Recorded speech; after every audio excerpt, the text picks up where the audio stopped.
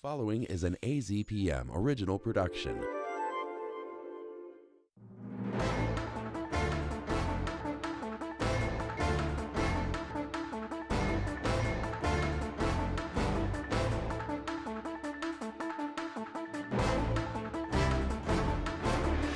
Welcome to this latest edition of the Press Room from the radio studios of AZPM. I'm your host, Steve Goldstein. Coming up, the fight over Proposition 414, and ICE makes its presence felt here in Tucson. But first, let me introduce our panelists for the day. Yana Kunichoff of AZ Luminaria, Paul Ingram of the Tucson Sentinel, Tim Steller of the Arizona Daily Star, and Zach Ziegler of AZPM. Thank you all for being here today. Paul, let me start with you as to what's going on with Prop 414. Sure. The sides are digging in, but a couple of days ago, interesting development. Two Democratic lawmakers from Southern Arizona, Alma Hernandez, Consuelo Hernandez, came out very strongly against Prop 414. Are we seeing strange bedfellows with this particular proposition? Yeah, I think we are. I mean, there's just different relationships in different sides. I mean, you see like the Arizona Metro Chamber of Commerce, the Tucson Metro Chamber of Commerce have really come out against it. But you also see other sides like the Southern Arizona Leadership Council. There's parts, one of their gentlemen who's actually with the SALC is actually on the pro committee. So you're seeing lots of different relationships and different sides. I mean, it really comes down to, really how the money is going to be spent. A significant chunk of it is going to be spent on public safety, and then some other priorities. And there's really a big argument about whether this is going to be a regressive sales tax, whether that's going to hurt people who are at the lower end of the income spectrum. And so there's been really kind of a shift about who wants to support it and who doesn't want to support it. It's something that city leaders really want. It's something that Tucson police really want. But you see even there's just some shifts about whether or not the Prop 414 is enough. Yeah. Those are some important details, Zach, but from a political standpoint, what stood out to you about the people involved in the press conference? Yeah, as I was helping our reporter who covered it, edit her stories on it, I noticed there was a lot of shots at the city council, and Tucson leadership needs to be handling things this way. The thing that caught my eye was the talk of that. Alma Hernandez's district overlaps with Raul Grijalva's current congressional district. I wonder, when you see political infighting, maybe she's considering a run for what will be in 2 years a vacant seat. Yeah, Tim, that's an interesting thought, considering the politics on both sides of this. Well, yeah, I mean, the thing that you have to step back and recognize with the Hernandez trio, there's the two sisters and Daniel, the brother, and the Grijalva faction, is that they are constantly at odds. They are competitors. And so it's not surprising that they would take a position that's opposed to what the mayor, who is a Grijalva ally, is pushing. I'm not saying they're being insincere. They also it's politically consistent with kind of pro-business positions that they have generally taken down through the years, but it's also natural. And yes, the open seat is looming over all these political discussions. Yeah, and Yana, the idea of sales tax, of course, being regressive is a major theme of the argument on this. But I think there were some people who were thinking, well, in order to pay for police and fire and assist those who are unhoused right now, this could be something in a left of center area. Could be something that would pass, but some of these arguments are really making arguments that Democrats would not be in favor of. How do you see what you're hearing so far? Yeah, I mean, I do think this has been interesting to see the response from all sides. I mean, I think that maybe like the most interesting thing that I've heard, that I've thought of, is a lot of the groups who are mutual aid groups who work with unhoused communities, who are pushing for more affordable housing and more support for those communities, I think are weighing what do they see as possible harm from more policing or more surveillance that this measure would also invest in. And so I think it's like an interesting space where the decision that they've made is that even if those communities would get more investment, the possible harm from more surveillance technology is not worth it. And so they've come out against the measure. I thought that was fascinating. One of the conversations we had last week, we had a pro and a con on Prop 414. One of the things that was brought up is the idea that if this sales tax passes, that Tucson will have the highest sales tax of any city with more than 75,000 people in the state. Right. And they don't want that to be that designation there. And also the discussion of the RTA, to extend that, is that keep that sales tax level too? So in some ways it really just becomes, like a lot of discussion in politics these days, an economic question, doesn't it? Yeah, I mean, I think it does. I mean, one of the things that's interesting about the Metro Chamber of Commerce, going back to them, is because they were against Prop 14, but almost in the same news release, they also talked about how we need to support the RTA. And it's, well, both of them are our sales taxes that are used to do investments over long term. It's interesting to think if one's problematic, if 414 is problematic, then what about the RTA? Which I think is a question maybe we need to talk about. Is that there's been other kinds of taxes like this, but having them all happen at once, I could see where people would really be against that, having it hit and the same. Yeah, and especially with the sales tax in Tucson, where you have half of the metro area is outside of that limit, all of a sudden you just have to cross an imaginary line and your sales tax gets a little cheaper. You know, maybe it's not a big deal for when you're buying a new jacket, but it's a big deal when you're buying a new car. For sure. Mm-hmm. I mean, another way of looking at this is that the 9.2% sales tax that would exist in the city of Tucson if we pass Prop 414 could be very short-lived. I mean, we could reject the RTA extension when that comes up, and then we'd be back to 8.7% next year. Or there are other temporary sales taxes in effect in Tucson that will run out. Generally, they try to re-up them, but like there's a zoo one that I doubt we will. Yeah, but transportation, I mean, I would think that would not be a great idea to let that one go away. Sure, but it was intended as a, touch all the roads in the city. And so, conceivably, theoretically, at least we'll be starting from a new good grounding point. Yeah, Yana? From reporting on both of these measures, I think there's a lot more people are supportive of the RTA tax because they can understand the concrete changes it will make. They can see a road that will be widened, a wildlife crossing that otherwise might not exist. And I think people are just struggling to do that with Prop 414, even as there is this looming reality of what the state flat tax has created and then the federal budget cuts. I think there's an economic reality that is really worrying, but I think people are struggling to feel like there's a benefit to Prop 414 from what I'm seeing. Yeah, I may have a selective memory, but the only real temporary sales tax I can remember was when Governor Jan Brewer wanted to have a short-term sales tax to pay for education when we were in the midst of the Great Recession. So I would think, Tim, since you're our columnist on board, I'm going to ask you to express an opinion. Okay. And everyone else can too if they like. Does this mix of strange bedfellows and the Hernandez versus Romero, et cetera, does that bode ill for the outcome of this election in March, or because turnout's going to be low, it may not matter? Yes, I think so, because as Yana mentioned, there are opponents on the left and the right. So there are the mutual aid groups, the Pima County Green Party, Democratic Socialists of America Tucson branch, a series of groups that alone may be rather small, but they have a critique from the left that may resonate. And I attended a couple events this week about Prop 414 and was surprised to find that among the relative few people who attended, questions from the left about whether too much money was going to police and that sort of thing were prominent. From the right, it's relatively from the right, but is the kind of business groups, the Chamber, Tucson Association of Realtors, Arizona Multi-Housing, the Arizona Lodging and Visitors Association. Those are the ones I understand are funding the big anti-campaign. And so, they're squeezing essentially the Democratic power structure, the mayor and council really, and the unions, the public safety unions are the real powers trying to push this through, but they are being squeezed. Yeah. Guys, any thoughts on whether this hurts it, helps it? I think just like writing about unhoused communities and housing insecurity, I think like over 13% of people in Pima County are late on their rent at any one point is a recent report that I read. I just think it's like a region that does struggle with poverty. And so I think taking that seriously as a concern, even as the investment might support some of those groups, I just think is important. Okay. Yeah.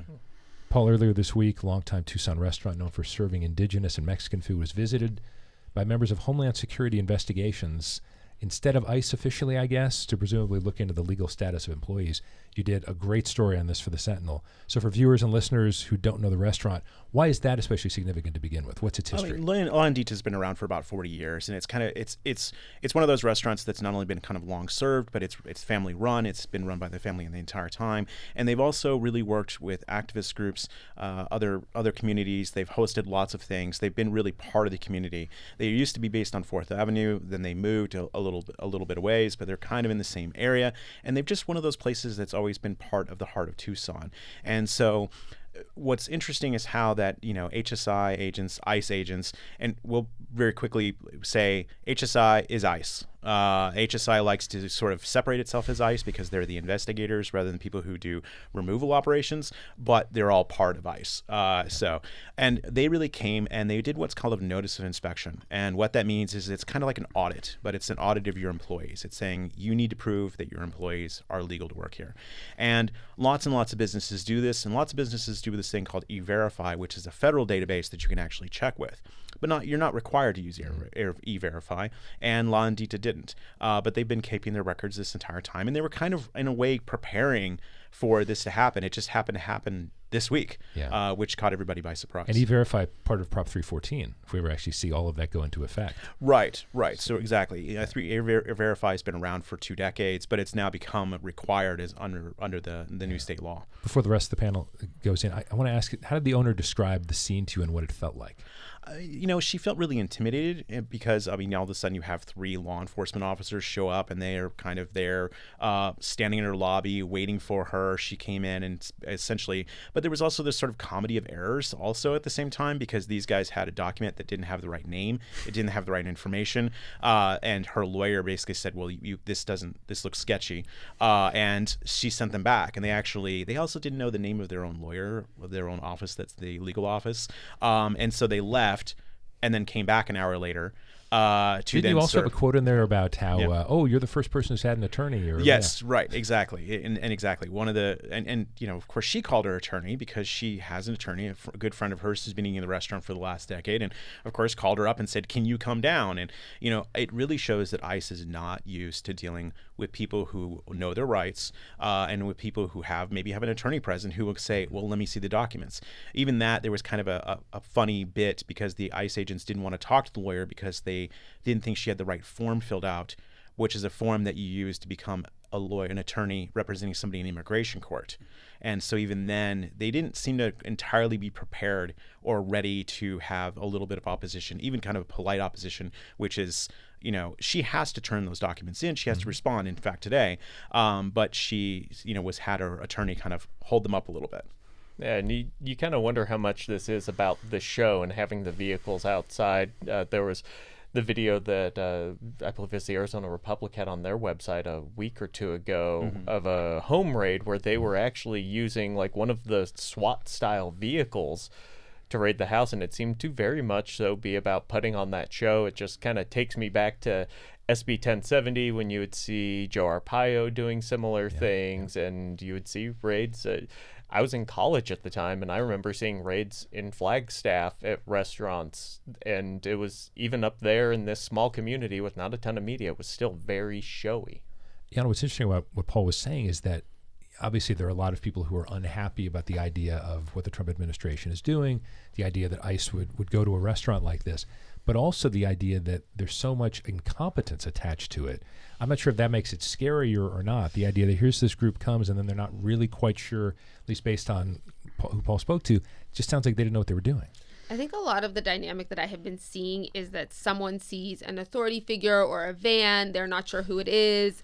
There's a fear that it's a raid. You find out later that actually it was TPD arresting someone or some other law enforcement agency. So I do think that like these experiences people have where there is a lot of fear, but then that fear you actually get more information and see how things play out, I think is giving us a realer understanding of what is happening on the ground and what is legally possible in this moment than I think just like a lot of bluster will tell us.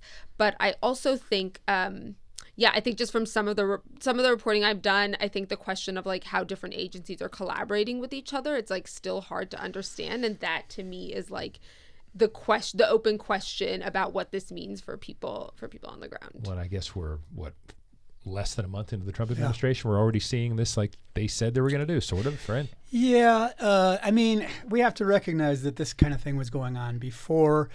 Deportation operations were going on before in large numbers under Biden, and there was a period right after Trump took office when everything was ICE. There were rumors rampant about ICE being everywhere, and it turned out not to be true in the vast majority of cases. Now, HSI is part of Homeland Security, can function as immigration agents, but they don't. I mean, the thrust of their investigations tends to be things like sex trafficking, human trafficking, drug trafficking, that sort of thing. And to me, it brings to mind the question about the demand on the part of the Trump administration to get more numbers.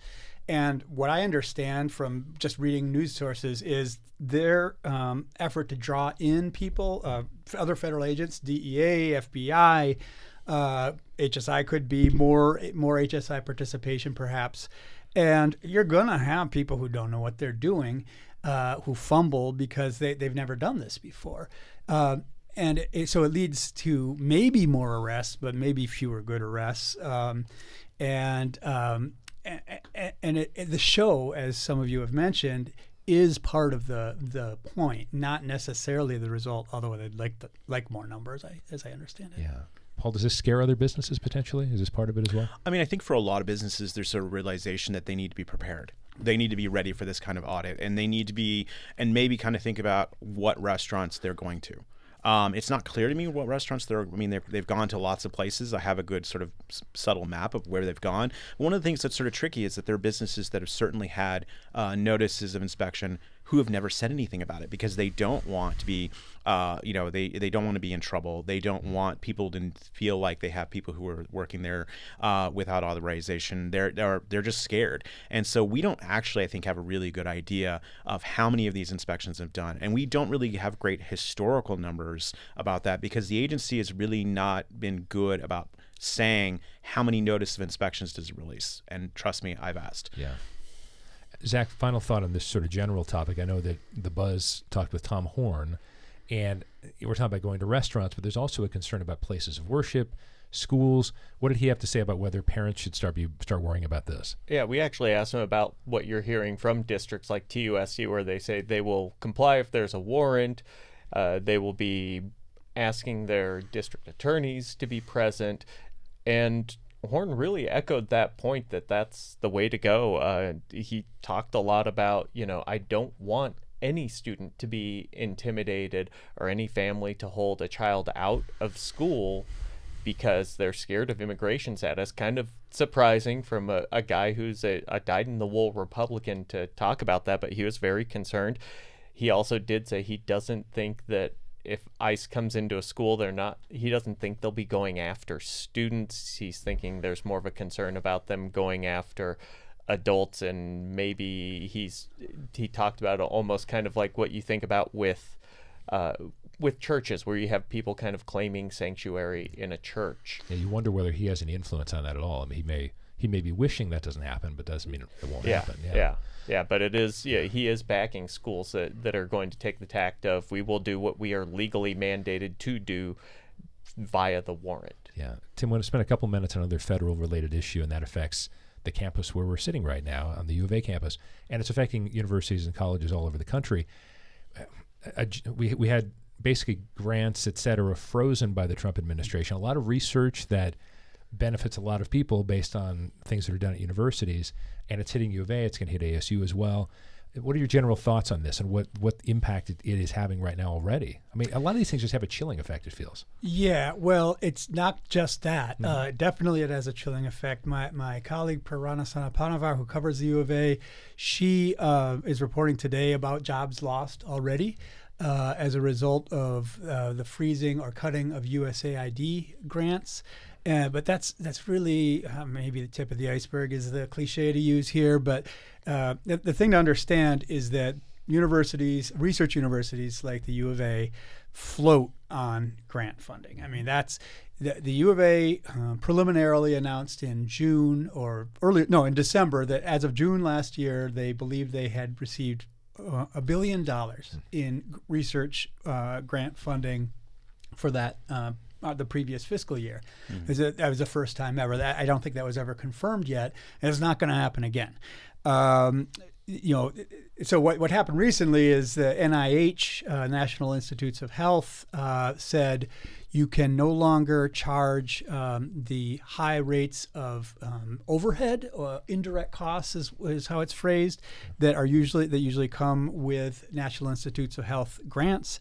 So let's say the grant is $1 million for a certain researcher to do a certain project and all its expenses. On top of that, the NIH has a practice of negotiating with each university an overhead amount. At the U of A, that's 54.5% right now. And so as a result, you would also get, $545,000 in addition to the $1 million for that grant. Well, the Trump administration wants to cut that down to 15%. For all NIH grants, so that would mean $150,000 instead of $545 in this case, which is a massive effect. It would be one thing if it could be ratcheted down over time, but to do it suddenly, now granted it's been enjoined by the courts, right. But if it happens, and it could happen when these contracts run out, then it'll have a massive effect. Well, we've also heard concern that the Trump administration might not abide by these decisions by judges as much as they possibly can avoid them. So that's a very big story to watch. Tim, thanks for bringing that up. Sure. Yana, I want to spend a couple minutes on the reporting you've done on the Pima County Library system. Last fall, we had you on to talk about how the public was up in arms that almost secretively Pima County was looking to close library branches because they were not used enough, they were too expensive, couldn't find enough employees. And now there's a new survey that has gone out. What can you tell us about the survey? Yeah, so it's the survey is sort of the relaunching of this new process to ask what is the future of Pima County Library. So the report in August, which I saw when it was shared with Jan Lesher, so was public, but I think not fully. I don't think they meant to have it shared widely yet, but it mentioned really big issues with staffing, big issues with the main downtown library and all the upkeep it needs, and sort of this stress on staff for all the social needs that they provide, that the library provides for a lot of communities, including unhoused communities. So this survey is kind of the official relaunching of planning for the future. It doesn't have a lot of kind of these existential questions. It asks, how often do you go to the library? Do you go to talks? How far would you travel for events? But I think it formally means that the library is again planning, and it's a way for people to start weighing in. You had a quote from the Deputy County Administrator, Steve Holmes, "We're not closing any libraries." So how did this, and with the financial concerns, if you're not going to close any libraries, what are they going to do? So I think actually the library system, because it's funded by a special tax, I think is... it seems like from what I hear is doing well, or I think at least that tax is like meeting the needs of the library. I think the financial constraints, as I understand them, are that Valdez needs, which is the main library, has so much deferred maintenance that it just needs like a ton of money to be fixed. And I think that the question of what happens there, I think you would just have to go to the Board of Supervisors and ask them to put a lot of funding in for a building that people, I think, believe in emotionally, but that the library says maybe we don't need as big of a building or other. Yeah. Any thoughts on this, guys? I will say the spreadsheet in your story was, if you're a spreadsheet fan, I loved that. But, like talking about Valdez, that building was built in 1990, so 35 years. It's getting a little old. The other thing that I wonder about is on the library's kind of history timeline, the last bond that they mentioned was in 2000. I wonder if there is some thought that it's been 25 years without any sort of big bond for a library project. Maybe they're starting to try an angle for that. Interesting, yeah. Okay, our last couple of minutes, and I'm a political junkie, as maybe you guys have learned, maybe you haven't. Congressman Ciscomani already has a new Democratic challenger, Democrat Joanna Mendoza, child of farm workers, a veteran. I don't know if any of you guys have dug into this yet, but I was curious that here's a challenger that is not Kirsten Engel. I don't know. Paul, what do you think about that? No, I mean, I think that's really interesting. I mean, Kirsten Engel ran twice against Ron Ciscomani and tried real hard, but it couldn't make it happen. And to have somebody jump out, it's also sort of fascinating. I mean, we just won his election in November, and he's already facing an opposition in January. They're going to make him work hard for this seat. It's a tough spot. I mean, that part of Cochise County and the the part that he has that goes into Tucson, is really kind of a pretty tough district. It's he's managed to hold on to it, but you could see that it could slip around a little bit for him. He really is going to have to work hard to raise some money and really run against her. And that she may not be the only competitor against him. He might also see someone who runs against him from the right. Well, I'm curious to see when someone like that gets out early. Obviously, money needs to be raised. So does that make her, Ms. Mendoza, more of a contender potentially because she's jumping in early? I would think so, but who knows what other names, especially bigger names. If bigger names come in, then they would have a chance to raise money and make a bigger splash. She has run for office before for the legislative seat in that area. I remember covering her and thought she was a pretty decent candidate. And she has a compelling background in that she's rural. She's going to get the urban Democratic votes, but perhaps coming from the rural area, she could also pull some rural votes. And also in that district, she's a 20-year Marine veteran. So that could be big when you have 2 military bases in the area. Yeah, I mean, Ciscomani, he's in a tough spot. He's easily won primary elections over candidates challenging him from the right in the last 2 primary elections, and then he's eked out victories over Kirsten Engel in the general election. And the question is, to me, whether in his performance, whether he chooses to act in such a way that he's going to take the easy way to the general by supporting whatever Donald Trump wants, or to take the hard way to the general but get a better, easier victory then. Well, we just have a few seconds, but that's what stood out to me when Juan Ciscomani was there when Donald Trump was signing the executive order related to transgender athletes. So that seemed like he was trying to go right on that one. Ciscomani stood up and was happy to have been involved in the co-sponsorship of another bill. So we'll see if he can handle the right or the left. Panel, thank you as always. Yana Kunichoff, AZ Luminaria, Paul Ingram, Tucson Sentinel, Tim Steller of the Arizona Daily Star, Zach Ziegler of AZPM. You guys are terrific. Thanks very much for your time today. And thank you for viewing. Thank you for listening. Another edition of The Press Room is coming up next week. I'm Steve Goldstein. Enjoy the rest of your night.